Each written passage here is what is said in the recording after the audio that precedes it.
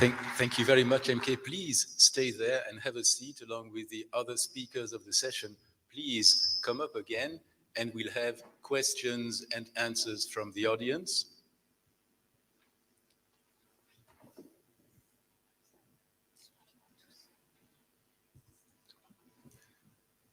Again, any questions?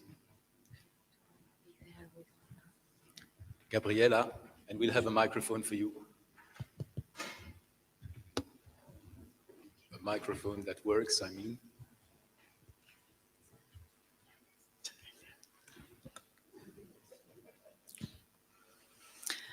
So thank you for the excellent talks and congratulations on all the amazing efforts that all of you are doing.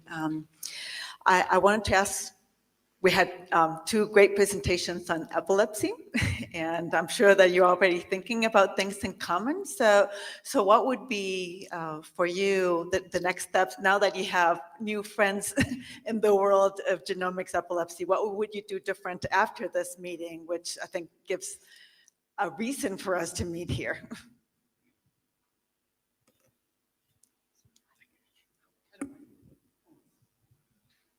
Is this on?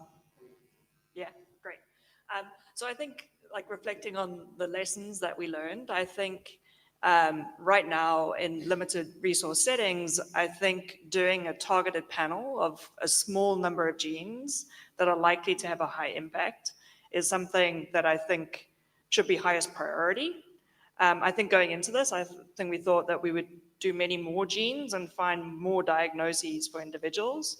But I actually think the greater priority is smaller number of genes, screen more people, because of the impact that we can have in terms of clinical care. A genetic diagnosis in some of the more rare epilepsy genes right now doesn't change clinical care. And so I think until we are there, I think that is where I would prioritize. I think the other thing that we've learned is that variants of uncertain significance are a huge issue. And so I think moving forward, we need to do a better job collaborating across the world to get genetic variant information in many of these genes. I spoke about the genetic models that we're designing, and we would love to collaborate broadly to get data from across the world for mutations in these genes and benign variants in these genes so that we can build better predictive models. We're right now working on rolling this out as a website that anybody can access, because I feel very strongly about anybody being able to access this information. And so those are just my two main takeaways from this, on how to implement this more widely across the globe. We have a question in the back. Thank you very much. My name sorry, is... I'm answering. Sorry, I will make this quick. So in the scenario in Vietnam, because genomic medicine is quite a new specialty for us, and actually for practicing genomic medicine in Vietnam, it's quite something strange for clinicians like us, because genetic investigations are just routinely indicated in our department. You know, like in our department, as in Ho Chi Minh City, is one of like we have the best approach to global literature review already, but it just be indicated recently about 5 years ago. So I think that the next step that we should want to learn more, or want to develop more, is about the collaboration between the geneticists and the clinicians, so that we could bring the understanding of genetic investigations to our clinical practice daily. So I think that is one of the most important thing why I'm here, and I think that during our research study, that is how we study from other diagnostic approach model from other countries to apply to our scenarios. Thank you. Thank you very much. I've got two questions. My name is Colette Dandar. I'm coming from the University of Cape Town, South Africa. Sorry for missing this session, but already from the titles, I know I've missed quite a lot. But I've got one. The first question is, we're now moving towards in the field of comorbidities, where we have seen with HIV that you want one pill that has got different ingredients. how are we preparing for polypills in terms of pharmacogenomics?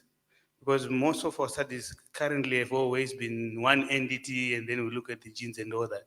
That's the first question.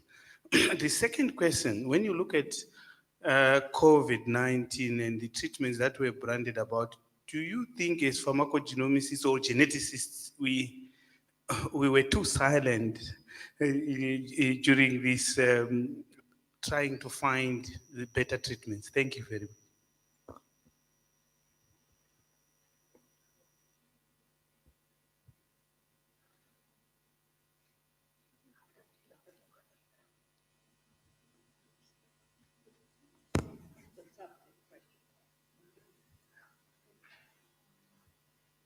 Sorry, I cannot hear the questions so clearly. So, um, could you explain it more clearly?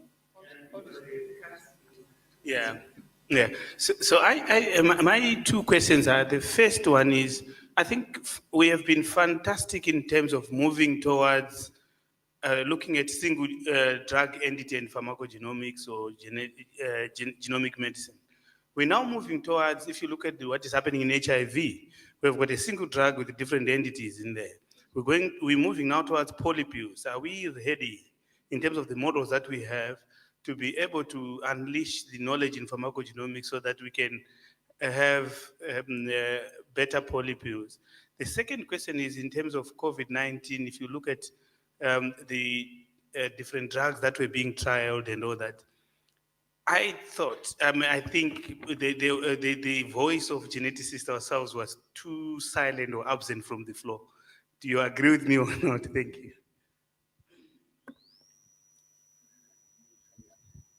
So I will just probably outline. I'm probably going to speak outside of my wheelhouse. So I think these are all really, really great questions. A little bit of these are outside of my lane. I think maybe I'll just sort of reference sort of one of the keynote presentation today. And I think a lot of what I think the sort of five of us sort of bring to this is sort of a unique lens with which we look through problems and an ability to sort of collaborate with others. I think sort of all of our presentations sort of showed that. And so while I probably don't know the exact answer to your first question, all I will know is that I think this group, and I think our family health history work group this morning was a great example of this. You have all these diverse levels of experience that people bring to this. And I think things like this, just getting us in the same room and thinking about how there's sort of like Venn diagram where we sort of overlap. Even this morning in our family health history group, we had somebody who said, oh, the things you're talking about from a sort of rare disease, FHH sort of paradigm, yeah, we don't really talk about this in pharmacogenomics. Maybe we should actually be looking at it through this lens. And so, this is a lot of words that basically says, I think that this is going to really just be based on relationships and collaboration, and all of it just sort of like sharing freely. The second question, my answer, I'll just say, yeah, I agree with you. Sure. we all probably should have spoke up a lot more about what we do and the sort of field we're in, and especially as it pertains to sort of advocating for vaccinations and the sort of safety of them. So yeah, thank you. Then sorry, Bruce, if I may comment on Khaled's question, if I understood it correctly, about the COVID, this was an opportunity to liaise globally, and I think it was perceived like that, and clearly there is an opportunity for us to share data over the globe. But the complication here, I think, is the genomics of the virus, and then the genomics of the host, the human beings, and this is also a new avenue of research. So the question is complicated, as I understand. Sorry for this comment. Please, Bruce.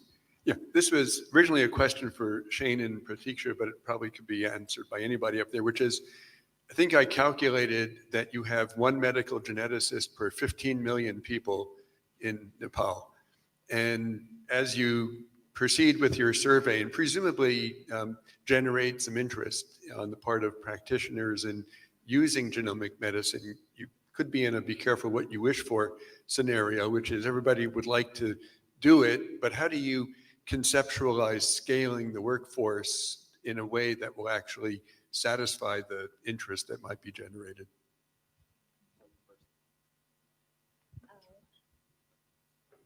Thank you, Bruce, for your great question. we're just starting. We're just trying to do the need assessment as at the moment, and even we are yet to figure out, how we can. It is going to be a huge challenge for us to utilize, generate the workforce, and then start countrywide genetic testing, diagnosis, and management. However, at this point, we're starting with our hospital, at least, so that we can make our hospital a hub hospital. And then also, side by side, we start advocacy. It's one of the top university in Nepal. So if one center can activate genetic testing, the word of mouth will eventually lead to more patient coming in, and this will be also a kind of a sensitization for other physicians and providers to understand the need, and also take up this challenge at their centers. It's a longer way to go, but then we have to start at some point. That is what I think. Maybe I'll just add something. I've sort of done this work in a number of countries in the past, and I find that medical genetics it's either a known unknown by many people by many providers in various countries, or in more cases it's an unknown unknown, meaning nobody really even thinks about it. And so I guess I would say that I would love that problem, because I think in general my experience has more so been that a lot of the work really is increasing the local provider awareness of genetics and making them think it. And I think in general, I think there are many individuals at institutions, I'll speak for the University of Michigan specifically, where you have a lot of interest in increasing capacity elsewhere. And I think, the supply hasn't always sort of equaled demand in that regard. And so I'm ecstatic that, Pratiksha is interested in this, obviously. And I think that we just sort of have to have an idea of what that actual interest is, and I think we can take it from there, hopefully. But I'm an optimist, so. Alan Schuldiner from Regeneron Genetics. Oh, I'm sorry, go ahead. The only thing I was going to add to that is, as a geneticist, it pains me to say that maybe we need to decentralize medical genetics a little bit. And so thinking forward 10, 20 years, I think training people in other specialties to talk about genetics is really important. So I spent a lot of time with my epilepsy colleagues, for instance, teaching them to talk about genetics. And so I think that is almost an easier task in some way, because there are a limited number of tests that can be ordered. And so I think that's another way of getting genetics out there and getting more people able to do genetic testing in a subspecialty manner. Alan Schuldiner from the Regeneron Genetics Center and the University of Maryland. Back to pediatric epilepsy, I presume, I don't know for a fact, that carbamazepine is a tool that's used, and wondering whether you thought about pharmacogenetic angles here, prevention of Stevens-Johnson syndrome specifically.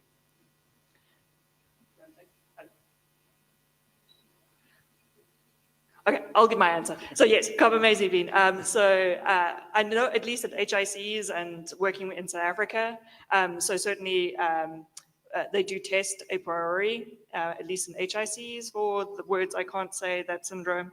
I think in low-income countries, they tend to just make sure that the family is aware to look out for these signs, and very early not to ignore them, but to get to hospital as quickly as possible.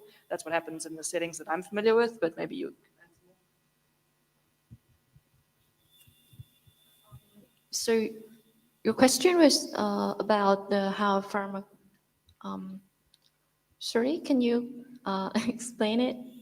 Yeah, I'm sorry, I should have maybe filled in some blanks, but it's my understanding that the HLA-B locus is one in which individuals that have a specific allele, I don't remember which, 1504 or something like that, are at increased risk for Stevens-Johnson syndrome in patients treated with carbamazepine, Tegretol, I think it's. And it's a particularly prevalent allele actually in Asian populations. So just wonder whether with your exome sequence data, et cetera, you might be able to prevent Stevens-Johnson syndrome by not treating patients with carbamazepine who have that variant. Oh, so you mean for like the the application of the pharmacologies, right?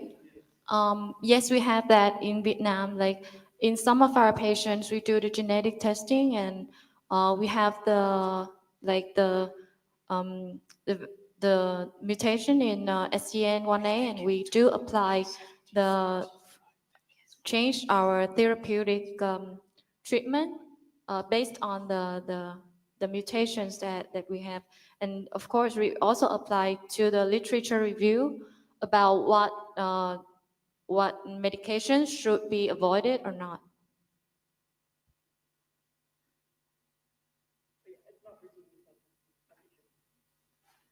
Hello, great presentation. I have a question. So since epilepsy is like kind of very heterogeneous disease and it has like several, a lot of genes are involved from different pathways and it's like, so did you compare with, your data set with other population, for example, European and other population, and you found any difference in terms of the genes and the other heterogeneity of the disease itself?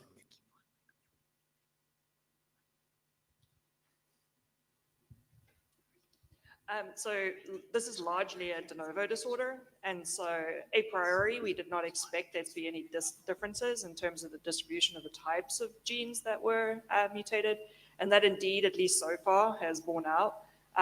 We do have a lower diagnostic yield. That could be from a variety of different factors, but because of the de novo nature, so far, we haven't found any population-specific variants. So I will say that this is in the rare DEEs, right, where there's de novo variants.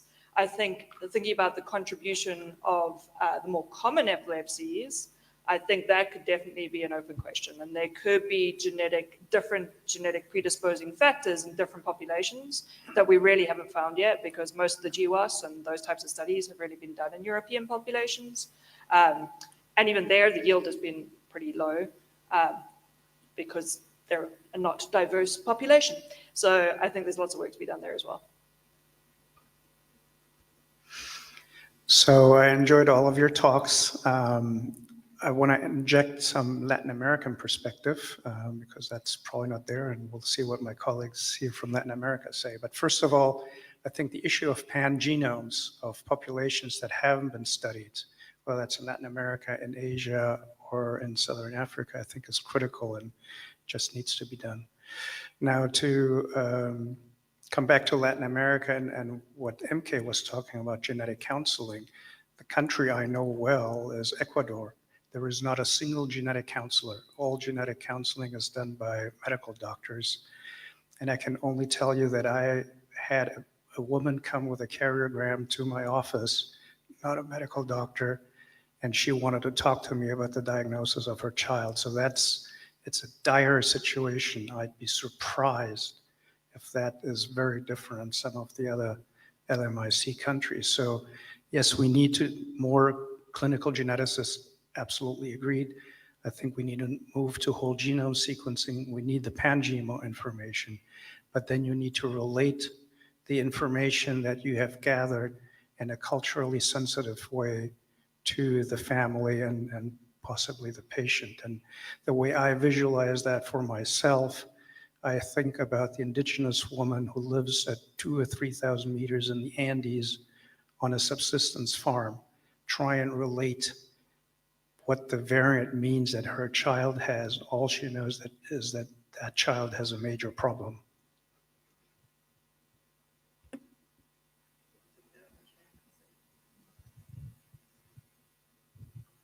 Yeah, just a comment on that. I absolutely agree with you. And that's why we need to really look at most medical curricula around the world to make sure that, the way that doctors are trained to provide culturally sensitive information to clients and patients. And genetic counseling is absolutely a requirement because it's so expensive and long to train a clinician, right? And there's a great need for genetic counselors. So, a genetic counselor can be trained in 2 years with the proper supervision, and they can be deployed quite rapidly, unlike a doctor who has to go through internship and various other board certification.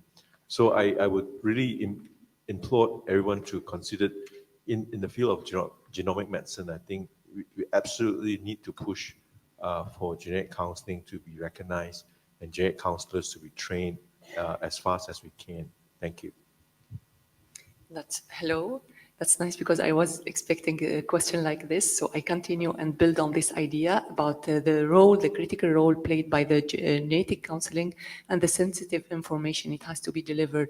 So in that regard, what is the role, or are there any regulation to regulate these companies, these private companies, like since we are in Switzerland, I can cite 23andMe, that deliver or that provide these genetic tests for families without having this genetic counselor,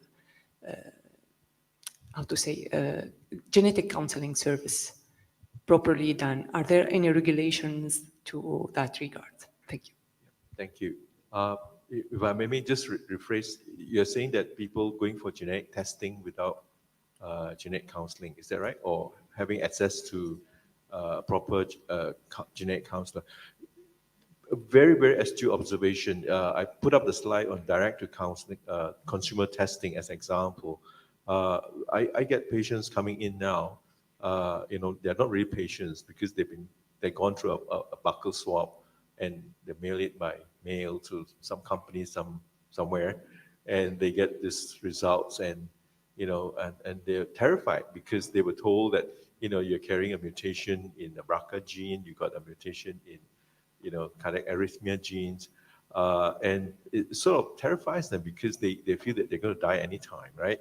And that's where the Europeans have done pretty good, I think, in my opinion, because they had put up legislations about DTC, but for the rest of the world, in my country, for example, there are no regulations. It's a free for all, and that's why if you're going to push for genomic medicine, I think one of the things is it has to be regulated in an ethical way, in a way that protects and help patients and families from adverse outcomes like that. So thank you very much for that question. Great, thank you. We really enjoyed your presentations. My name is Vicky Nembaware. I am from the University of Cape Town, and I'm also with the African Society of Humane Genetics. So I've got two questions. The first one kind of touches on what the first speaker presented on a survey that was conducted in Nepal. I was interested to see that there was a lot of needs being assessed, whether people are confident, but I'm just wondering whether it's on the assumption that all these healthcare workers have been taught genetics and genomics in their curriculum, or they've got some training that they're getting, that they are fully exposed. And if that assumption is true, or at least if, I don't know if you've thought of assessing what sort of education they have in the genomics field, or otherwise do a regression model to check if there's any association between what they received in their training compared to the confidence they have in implementing. So that's just a question. And then the second one is on the data sharing models, because as you know, once you've got data, you can do so many things with it. Secondary analysis, there is incidental findings, and but one of the sticky issues we've had is actually policies from different countries. I could see a lot of data being shared between the different countries. I'm just wondering how you did that, because we've had major issues just moving data from one country to the other or doing secondary analysis. Thank you. Maybe I'll touch on the first one, maybe a little in the second, because we've dealt with this a bit, and continue to deal with it. So for what it's worth, I've utilized a similar survey in 3 countries, so Ethiopia, Ghana, and then Nepal. And I would say interest, and this is sort of my just sort of philosophy of this. I think these surveys are incredibly useful. I think they're incredibly useful to get your finger under something. And what I mean by that is these surveys aren't the end. These are sort of just a means to the end. And they've often generated information that has been valuable to just sort of pursue further. So yeah, I mean, you're totally right. I mean, I think similar to my other point about genetics being a little bit of an unknown to a lot of people, I think that the survey data really just allows us to ask more questions, but in a much more sort of qualitative way, meaning you identify the people who are very interested in this, they sort of float to the top, and then those are the individuals who you sort of start a similar sort of next step project with, asking the same questions that you asked. So I do think that the survey data is certainly fraught with a number of incorrect assumptions, but at the same time, I think it is sort of one step that moves the needle forward in this sort of 2-3 decade sort of journey that I think that we're hoping to embark in Nepal. So hopefully that sort of answers some of that. And I would just sort of say that the data sharing aspect of this is a really, really important aspect of this. And I think we work with the NHRC in Nepal quite a lot about this, and the data being shared sort of from Nepal to the US and sort of vice versa.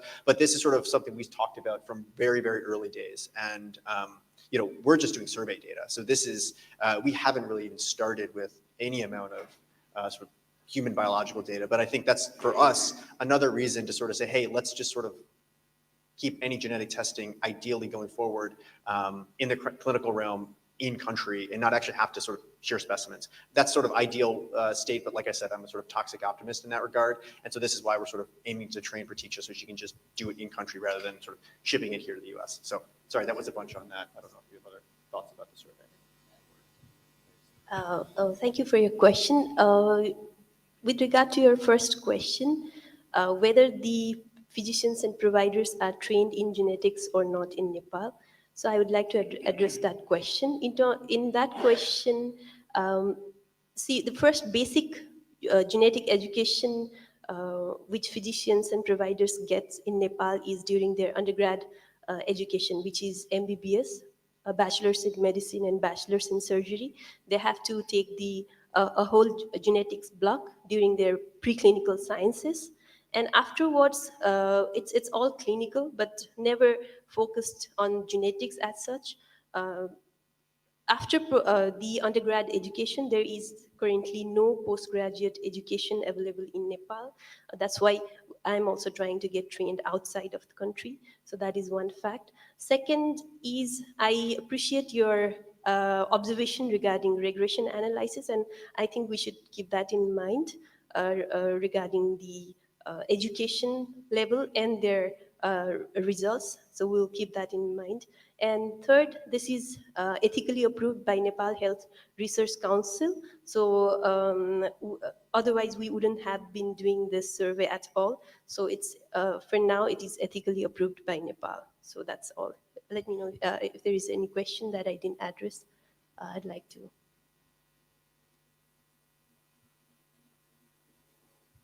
Hi. Thank you all again for great presentations. My question is for MK. So as Jürgen mentioned, in Latin America, genetic counseling is non-existent. So there have been some efforts to start training programs in Chile, in Mexico, we're trying. But we run into issues of medical geneticists thinking like genetic counselors will come and steal the positions, especially in public hospitals. There are limited positions already for medical geneticists, so they see this as direct competition to them.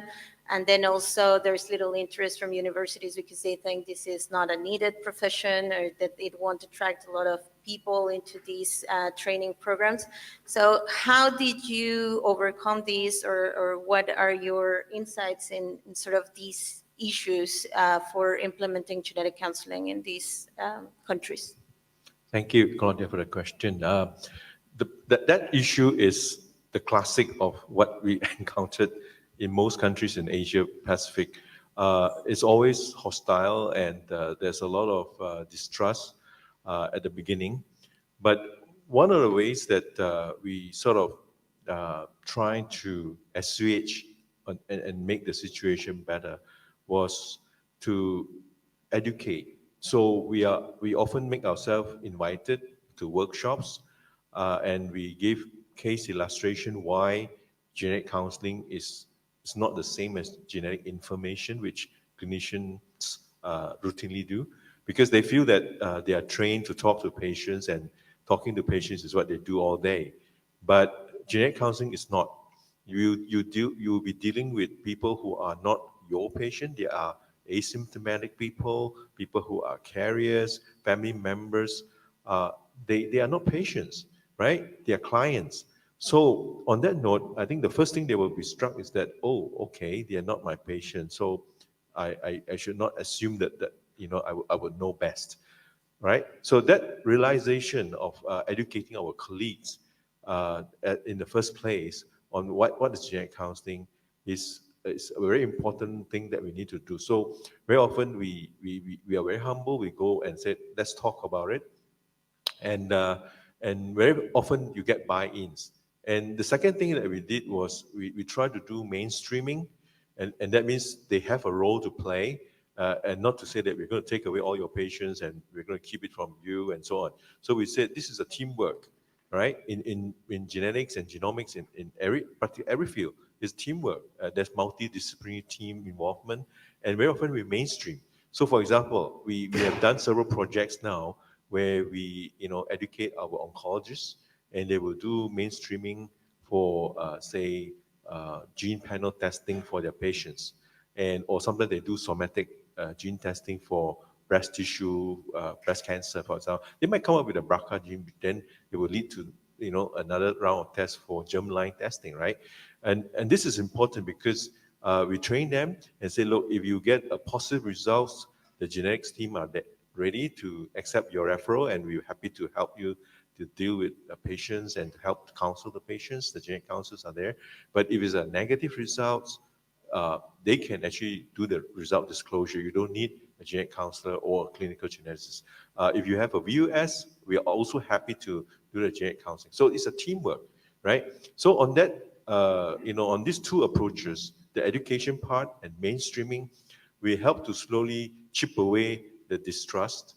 And in the last couple of years, we have been working quite closely together.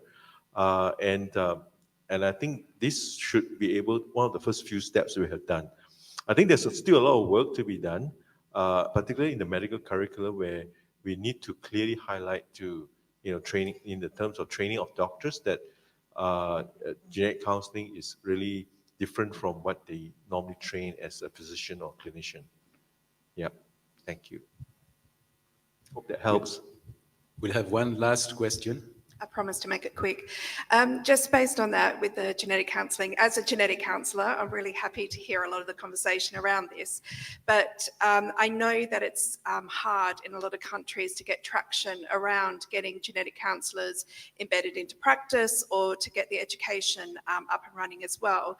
So what can those countries that have a long-standing programs and a lot of have had genetic counsellors around for a number of years, what can we do to support genetic counselling to be started in other countries? Thank you. Is Michelle, is Yes. it? Yep. Yeah. Hello. Thank you. Yeah, fantastic question. I think we have been trying to work around that problem. We wanted to be recognized as equals. And we have actually worked on that. And I mentioned we work with the Australasian group and the Genetic Counseling Society of India, and also with American National Genetic Counsel Society. Is that right? Yeah, and we had quite a lot of collaboration in the past, but because of various, I'm not sure what's the word, legal issues or barriers that because of, I'm not sure what's the word that we use. We had some restriction on recognition of qualification of genetic counselors trained in the Asia Pacific countries. And that's why we stress that we need to have some kind of accreditation program to bring them on par, so that we can say, for example, bring examiners from the States to the Asia Pacific countries, and they can actually be the examiner for the students, so that they are they can see for themselves the performance, and that would be allow some kind of recognition for their training. But having said that, we also had concerns sometimes where people who are trained in the Asia Pacific country, once they get recognition from developed countries, they tend to migrate. They tend to move. There's a brain drain, right? And this is another serious chronic problems that developing countries are facing because we are losing all the top people. They don't want to come back because for obvious financial and various other reasons, push and pull factors, right? And this will always be a problem that we are going to have. So we are working on it, but I don't have a good answer to your question. Thank you. I'm sorry, I have a comments on that. With the, like in talking about the training and education in Vietnam, there are some specialties that we don't have in Vietnam, especially with the new specialties.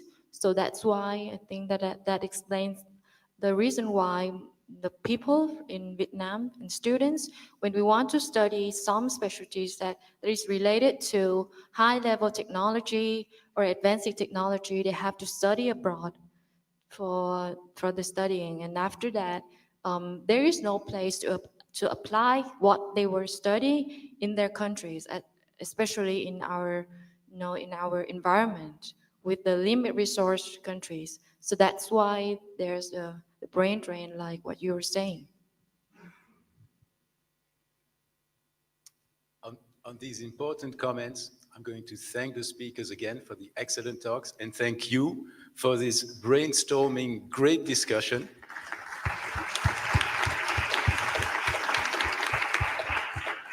And I invite you all to the welcoming reception just in front of this auditorium. See you there.